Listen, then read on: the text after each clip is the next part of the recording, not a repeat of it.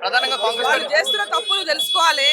వాళ్ళు చేసినటువంటి హామీలను మర్చిపోయినని భారతీయ జనతా పార్టీ గుర్తు చేస్తుంటే, ఆ గుర్తు చేస్తున్నటువంటి విషయాలను సరైన మార్గంలో తీసుకొని వాళ్ళు ప్రజలకు ఇచ్చిన హామీలు నెరవేర్చాలి. ప్రధానంగా ఈ రోజు కాంగ్రెస్ పార్టీ ఏ విమర్శలు ఇక్కడ నుంచి వెళ్ళబోతుంది? వాళ్ళు ఇచ్చిన హామీలని నెరవేర్చాలి.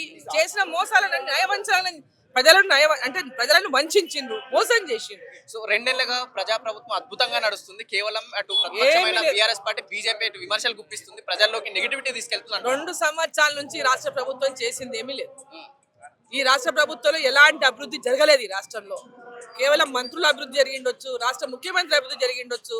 కాంగ్రెస్ పార్టీ పెద్ద ఎత్తున తెలంగాణ ప్రజల ధనాన్ని దోచుకోవడానికి అనేక మార్గాల లోపల దోచుకుంటుంది తప్ప తెలంగాణ ప్రజలకు జరిగింది ఏమీ లేదు. సో ప్రజాపాలన అద్భుతంగా ఉందని అటు జూబ్లీస్ తో మళ్ళీ బై ఎలక్షన్ వాళ్ళకి పట్టం కట్టారంట. చెప్పిన కదా, రూలింగ్ పార్టీలో ఉన్నప్పుడు ఎవరికైనా అడ్వాంటేజ్ ఉంటది.